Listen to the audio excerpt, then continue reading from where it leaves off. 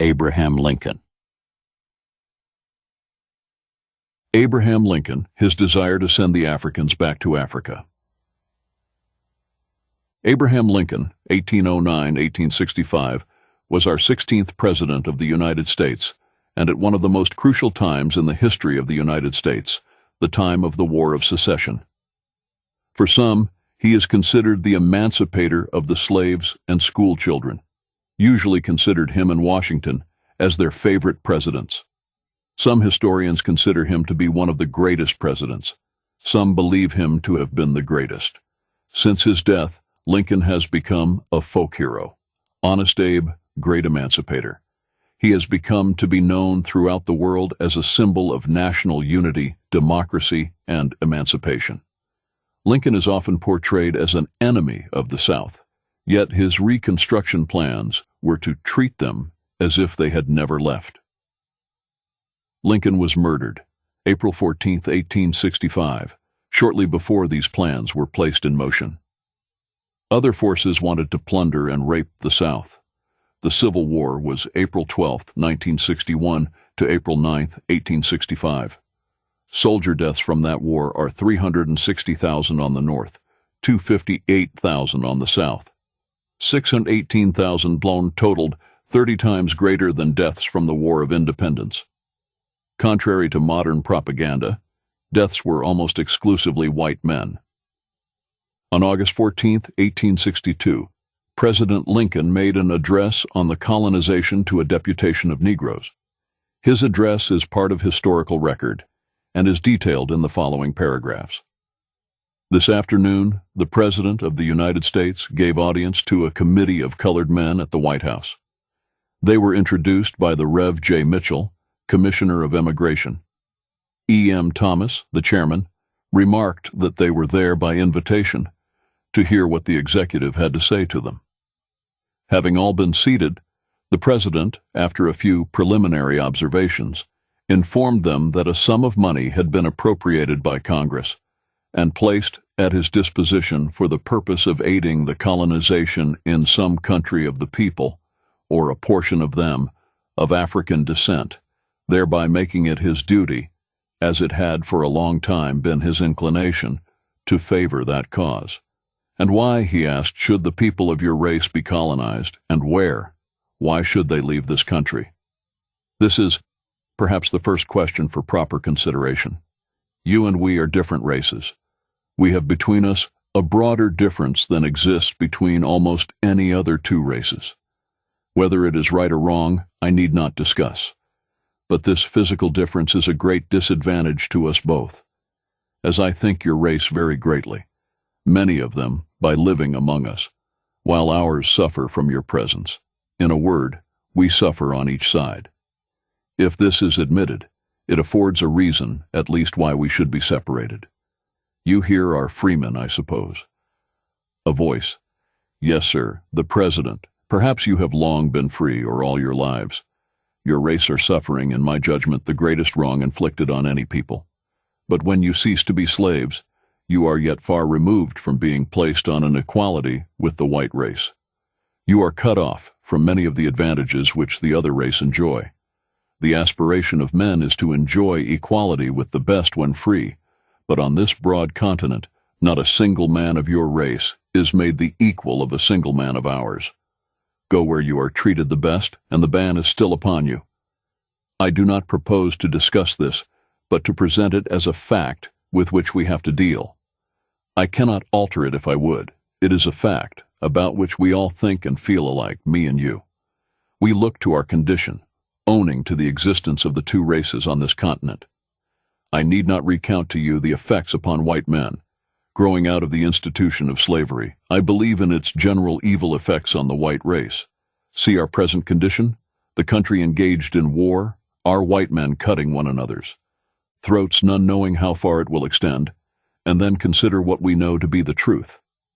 But for your race among us, there could not be war, although many men engaged on either side do not care for you one way or the other. Nevertheless, I repeat, without the institution of slavery and the colored race as a basis, the war could not have an existence. It is better for us both, therefore, to be separated. I know that there are free men among you who, even if they could better their condition, are not as much inclined to go out of the country as those who, being slaves, could obtain their freedom on this condition.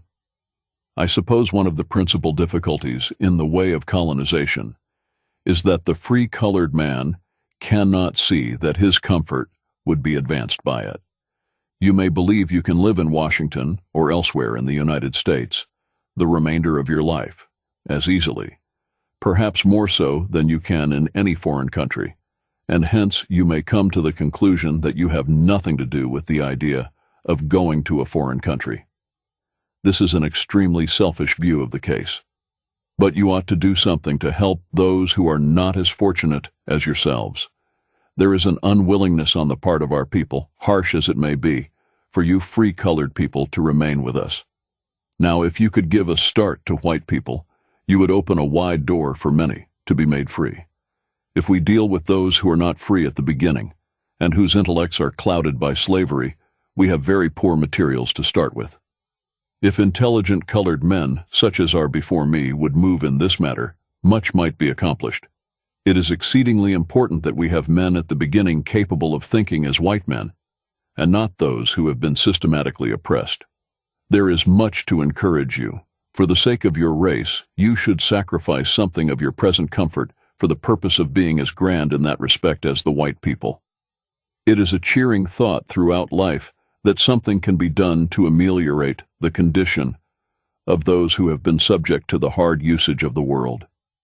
It is difficult to make a man miserable while he feels he is worthy of himself and claims kindred to the great God who made him. In the American Revolutionary War, sacrifices were made by men engaged in it, but they cheered by the future. General Washington himself endured greater physical hardships than if he had remained a British subject. Yet he was a happy man because he was engaged in benefiting his race, something for the children of his neighbors, having none of his own. The colony of Liberia has been in existence a long time. In a certain sense, it is a success. The old president of Liberia, Roberts, has just been with me, the first I ever saw him. He says they have within the bounds of that colony between 300,000 and 400,000 people, or more than in some of our old states, such as Rhode Island or Delaware, or in some of our newer states, and less than in some our larger ones. They are not all American colonists or their descendants. Something less than 12,000 have been sent thither from this country. Many of the original settlers have died, yet, like people elsewhere, their offspring outnumber those deceased. The question is, if the colored people are persuaded to go anywhere, why not there? One reason for an unwillingness to do so is that some of you would rather remain within reach of the country of your nativity.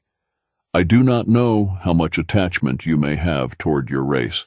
It does strike me that you have the greatest reason to love them, but still you are attached to them at all events. The place I am thinking about having for a colony is in Central America. It is nearer to us than Liberia, not much more than 1/4 as far as Liberia, and within 7 days, run by steamers. Unlike Liberia, it is on a great line of travel. It is a highway. The country is a very excellent one for any people, and with great natural resources and advantages, and especially because of the similarity of climate with your native land, thus being suited to your physical condition. The particular place I have in view is to be a great highway from the Atlantic or Caribbean Sea to the Pacific Ocean, and this particular place has all the advantages for a colony. On both sides there are harbors among the finest in the world. Again, there is evidence of very rich coal mines. A certain amount of coal is valuable in any country, and there may be more than enough for the wants of the country. Why I attach so much importance to coal is, it will afford an opportunity to the inhabitants for immediate employment till they get ready to settle permanently in their homes. If you take colonists where there is no good landing, there is a bad show, and so where there is nothing to cultivate and of which to make a farm. But if something is started so that you can get your daily bread as soon as you reach there, it is a great advantage. Coal land is the best thing I know of which to commence an enterprise. To return, you have been talked to upon the subject, and told that a speculation is intended by gentlemen who have an interest in the country, including the coal mines. We have been mistaken all our lives if we do not know whites as well as blacks. Look to their self-interest. Unless among those deficient of intellect, everybody you trade with makes something. You meet with these things here as elsewhere, if such persons have what will be an advantage to them. The question is whether it cannot be made of advantage to you. You are intelligent and know that success does not as much depend on external help as on self-reliance. Much, therefore, depends upon yourselves. As to the coal mines, I think I see the means available for your self-reliance. I shall, if I get a sufficient number of you engaged, have provisions made that you not be wronged. If you will engage in the enterprise, I will spend some of the money entrusted to me. I am not sure you will succeed. The government may lose the money, but we cannot succeed unless we try. But we think, with care, we can succeed. The political affairs in Central America are not in quite as satisfactory condition as I wish. There are contending factions in that quarter, but it is true all the factions are agreed alike on the subject of colonization, and want it, and are more generous that we are here. To your colored race they have no objections. Besides, I would endeavor to have you made equals, and have the best assurance that you should be the equals of the best. The practical thing I want to ascertain is whether I can get a number of able-bodied men, with their wives and children, who are willing to go when I present evidence of encouragement and protection. Could I get 100 tolerably intelligent men, with their wives and children, to cut their own fodder, so to speak? Can I have 50? If I could find 25 able-bodied men, with a mixture of women and children, good things in the family relation, I think I could make a successful commencement. I want you to let me know whether this can be done or not. This is the practical part of my wish to see you. These are subjects of very great importance, worthy of a month's study, instead of a speech delivered in an hour. I ask you then to consider seriously not pertaining to yourselves merely, nor for your race and ours, for the present time, but as one of the things, if successfully managed, for the good of mankind not confined to the present generation. President Lincoln concludes the meeting with these words, "From age to age descends the lay, to millions yet to be, till far its echoes roll away into eternity." The above is merely given as the substance of the President's remarks.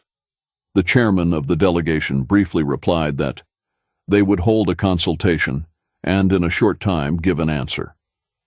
The President said, "Take your full time, no hurry at all." The delegation then withdrew. Shortly after the meeting, the delegation rejected Lincoln's proposal.